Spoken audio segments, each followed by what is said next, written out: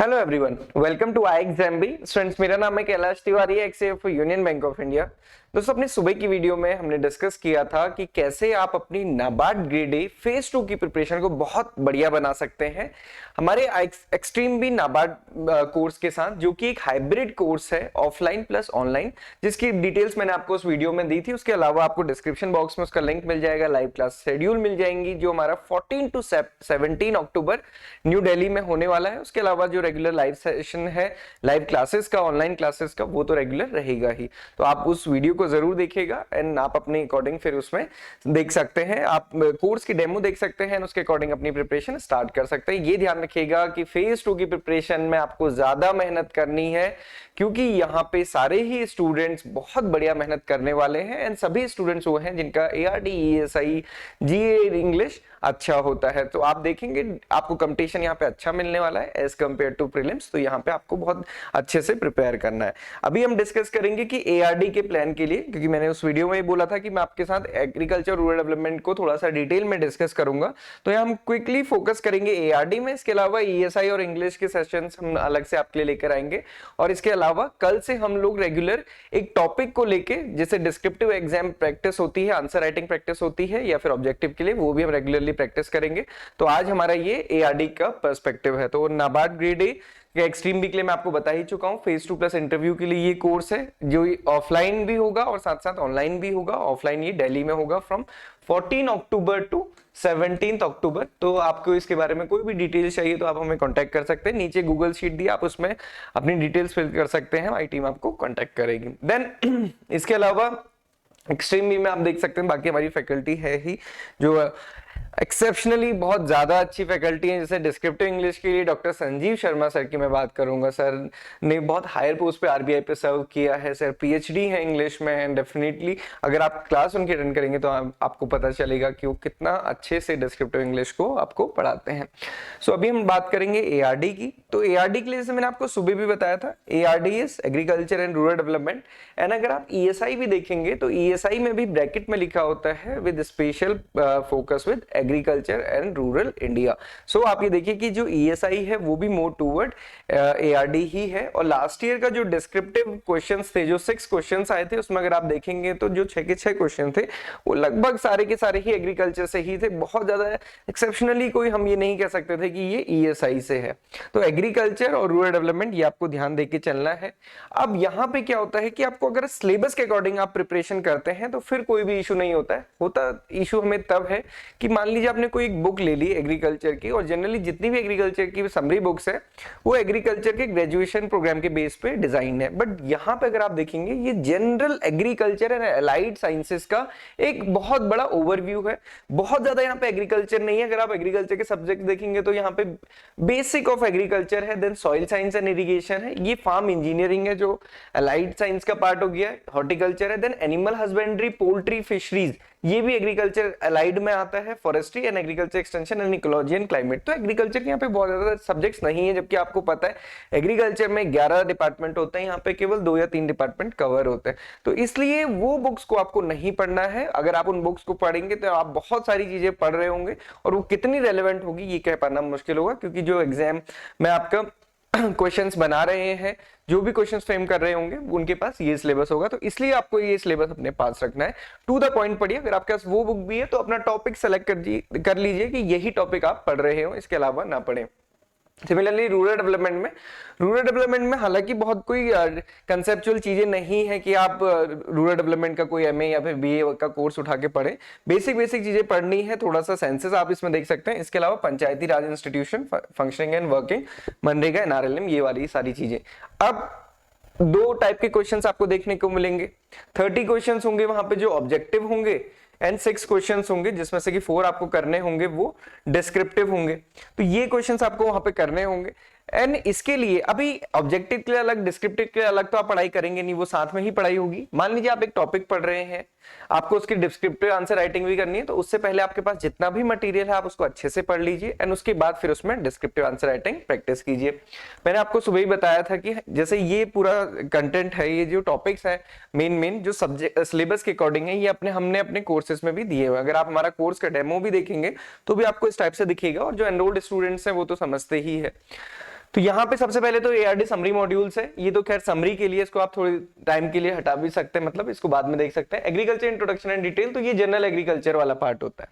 इसके अलावा यहाँ पे डिस्क्रिप्टिव एआरडी में हर एक सब्जेक्ट, ये जो हर एक टॉपिक है इसके रिगार्डिंग पीडीएफ, मतलब जो डिस्क्रिप्टिव क्वेश्चंस हैं विद आंसर्स, साथ ही साथ कुछ क्वेश्चंस प्रैक्टिस के लिए, और उसके साथ साथ क्वेश्चनर फॉर्मेट में, सो दैट कि आप अपने सिस्टम पे ही उसको टाइप कर सके और फाइनली सबमिट कर सके।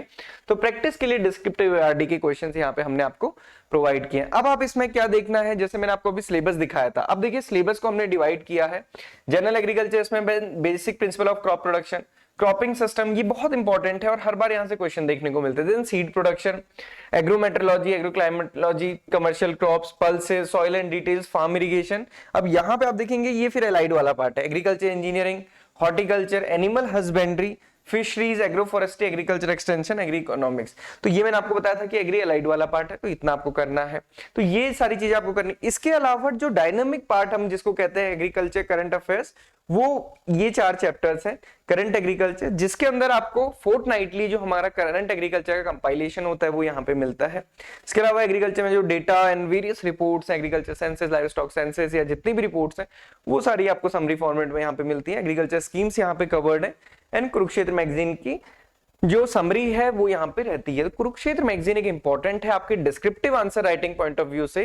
प्रीलिम्स में मैं नहीं सजेस्ट करता था स्टूडेंट्स को कि आप इसको पढ़ें, बट मेंस के लिए ये आपके लिए बहुत इंपॉर्टेंट है, इसको जरूर पढ़िए। आपको खुद से पता चलेगा कि जब आप उस मैगजीन को पढ़ेंगे तो आपको खुद ही पता चलेगा कि कितना प्रोस्पेक्ट आपका किसी भी टॉपिक के लिए बन रहा है। तो मैंने जैसे आपको ये शो किया था कि यहाँ पे डिस्क्रिप्टिव एआरडी है। डिस्क्रिप्टिव एआरडी के अंदर आप देखेंगे तो ये इस टाइप से हर एक टॉपिक के descriptive question and answers PDF format में भी है एंड क्वेश्चनर फॉर्मेट में भी है। मतलब पीडीएफ भी आपको मिल जाएगा अगर आपको क्वेश्चन एंड आंसर रीड करने हैं तो। अगर इसके अलावा प्रैक्टिस करने हैं तो आप यहाँ पे क्वेश्चन में जा सकते हैं, क्वेश्चन अटेम्प्ट करेंगे, वहां पे आपको स्पेस मिलेगा, वहां पे आप आंसर लिखेंगे, देन सबमिट करेंगे तो मॉडल आंसर भी आपको दिख जाएंगे। ये इस टाइप से रहेगा। क्वेश्चन नंबर 1, जैसे 6 क्वेश्चन है किसी में, तो एक क्वेश्चन है कि 10 मार्क्स का है, 400 वर्ड्स में लिखना है। Discuss the integrated farming system with the suitable example, how is it helpful to sustain agriculture production. तो यहाँ पे ये इस स्पेस में आपको लिखना होता है कीबोर्ड की हेल्प से। जैसे ही आप इसको सबमिट करते हैं, ये दूसरा क्वेश्चन है, ये 6 क्वेश्चन टोटल है। यहाँ पे आप इनको जैसे ही सबमिट करेंगे तो आपको फिर यहाँ पे, क्योंकि मैंने अटेम्प्ट नहीं किया था, ऐसे सबमिट कर दिया था, यहाँ पे सोल्यूशन भी दिखता है। कुछ क्वेश्चंस में सोल्यूशन है, कुछ क्वेश्चंस प्रैक्टिस के लिए होते हैं। और इसका बेसिकली वैसे भी सारी चीजें जो है मैंने आपको इससे बताया, किसी भी टॉपिक का आपको अगर ये अटेम्प्ट करना है उससे पहले जो कोर्स कंटेंट में चीजें दी हैं वो आप जरूर पढ़ें। इसके अलावा भी आपके पास कोई और दूसरा सोर्स है, आप वहां से भी पढ़ सकते हैं। मोर और लेस चीजें सिमिलर ही होती हैं। पढ़ने के बाद आप अटेम्प्ट कीजिएगा तो फिर आपको पता चलेगा कि आप कितना उसको लिख पा रहे हैं। देन इससे पहले जब भी आपका प्रीलिम्स का पेपर हुआ था, रिजल्ट नहीं आया था, मैंने कुछ वीडियोस बनाई थी जिसमें मैंने डिस्कस किया था कि एआरडी की क्या ट्रिक्स हैं डिस्क्रिप्टिव की। वही मैं आपको एक बार फिर से बताता हूं, क्योंकि फिर डिटेल में हम हर क्लास में डिस्कस करेंगे, हर एक वीडियो में डिस्कशन करेंगे पर्टिकुलर टॉपिक से रिलेटेड। अब जैसे क्वेश्चन है क्लासिफिकेशन ऑफ फार्मिंग, या जिसको हम ड्राईलैंड एग्रीकल्चर भी कहते हैं। आपने कई बार सुना होगा क्योंकि मैंने बहुत बार इसको डिस्कस किया है, कई बार क्वेश्चन देखने को मिला भी है। यहाँ पे कंपैरेटिव स्टडी है dry farming, dryland farming and rainfed farming की, क्योंकि ड्राईलैंड एग्रीकल्चर में हम on the basis of rainfall 3 classes में क्लासिफाई करते हैं, रेनफॉल के बेसिस पे। अब ये इसके पूरा क्लासिफिकेशन है। देन ये टॉपिक में मेंशन है या फिर सिलेबस में मेंशन है problems of crop production in dryland areas. Dryland area में क्रॉप प्रोडक्शन की क्या प्रॉब्लम है, जेन्युइन सी समस्या है। क्योंकि अगर आप देखेंगे ड्राईलैंड एग्रीकल्चर के अंदर जो इंडिया का एरिया आता है वो बहुत बड़ा एरिया है, जैसे राजस्थान का, गुजरात का, मध्य प्रदेश का, छत्तीसगढ़ का, झारखंड का, महाराष्ट्र, आंध्र प्रदेश, कर्नाटक का कुछ पार्ट। तो ये जो आप देखेंगे सेंटर वाला पार्ट है, इवन उत्तराखंड का पार्ट, भले ही यहाँ पे इतनी सारी नदियां हैं बट स्टिल जो पहाड़ वाले पार्ट है वो भी ड्राईलैंड एग्रीकल्चर में आता है। यूपी को हम एक छोड़ सकते हैं, बिहार को हम छोड़ सकते हैं, पश्चिम बंगाल को, अदरवाइज मैक्सिमम जो पार्ट है वो हमारा ड्राईलैंड एरिया में ही आता है, ड्राईलैंड एग्रीकल्चर में भी आता है। चाहे वो रेनफेड में आए, फिर चाहे ड्राईलैंड में आए, चाहे ड्राई फार्मिंग में आए, तो कॉन्स्टेंट्स हमारे पास हैं। तो अगर आप इस टाइप से पढ़ते हैं तो आप क्वेश्चंस को आंसर कर पाएंगे। अब देखिए क्वेश्चन कैसे बन सकता है, what is the classification of agriculture based on annual rainfall, कि एनुअल रेनफॉल के बेसिस पे एग्रीकल्चर को हम कैसे क्लासिफाई कर सकते हैं। Then mention the challenges of farming in dryland area, तो और उस एरिया में ड्राईलैंड फार्मिंग के क्या चैलेंजेस हैं। तो क्लासिफाई तो आप बेसिकली कर सकते हैं dry farming, dryland farming and rainfed farming. Less than 750 rainfall है तो वो ड्राई फार्मिंग होगा, 750 से 1150 है तो वो ड्राईलैंड फार्मिंग होगा, ग्रेटर देन 1150 है तो रेनफेड फार्मिंग होगा। रेनफेड फार्मिंग का कहने का मतलब ये नहीं कि बहुत अच्छा फार्मिंग है, वहां पे भी अलग इश्यूज है। उत्तराखंड की कंडीशन आप देख सकते हो कि इतनी बारिश होती है, क्लाउड बर्स्ट हो जाता है कि और ज्यादा नुकसान होता है, फायदा कुछ भी नहीं होता। तो ये सारे चैलेंजेस, यहाँ पे सारे चैलेंजेस मेंशन किए हैं नीचे, इनको आपको डिस्क्राइब करके लिखना होता है। और ये आप देख सकते हैं कि 2 पार्ट में क्वेश्चन दिया है, दोनों पार्ट को अच्छे से आपको अटेम्प्ट करना है। देन नेक्स्ट क्वेश्चन की ओर बढ़ते हैं। What is the mix farming? ये क्वेश्चन अभी देखा था आपने। What is the role of various enterprises in increasing the income of farmer? अभी इससे पहले हमने ड्राईलैंड एग्रीकल्चर देखा, अभी क्वेश्चन आया मिक्स्ड फार्मिंग का। एक होता है मिक्स्ड क्रॉपिंग, एक होता है मिक्स्ड फार्मिंग।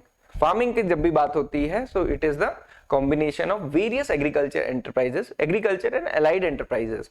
जो भी फार्मर कर सकता है अपने फार्मर फील्ड में, चाहे वो एग्रीकल्चर हो या चाहे एग्रीकल्चर से रिलेटेड एंटरप्राइज हो, जिससे कि इनकम जनरेशन होगा, वो फार्मिंग में आता है, mix farming. For example crop production, अब उसने मान लीजिए धान लगाया है तो वो क्रॉप प्रोडक्शन हो गया। उसके साथ साथ उसके पास गाय भैंस है तो एनिमल हस्बेंड्री। उसके बाद अगर उसने पोल्ट्री प्रोडक्शन किया तो पोल्ट्री। देन एपीकल्चर, अगर वो हनी बी को भी रियर कर रहा है साथ में तो एपीकल्चर। तो ये सारे मिक्स फार्मिंग में आते हैं कंपोनेंट। तो इसको आप बेसिकली पढ़ेंगे, देन उसके बाद प्रैक्टिस करना है। Then this is very very important, social forestry या फिर जिसको हम एग्रो फॉरेस्ट्री की बात करते हैं।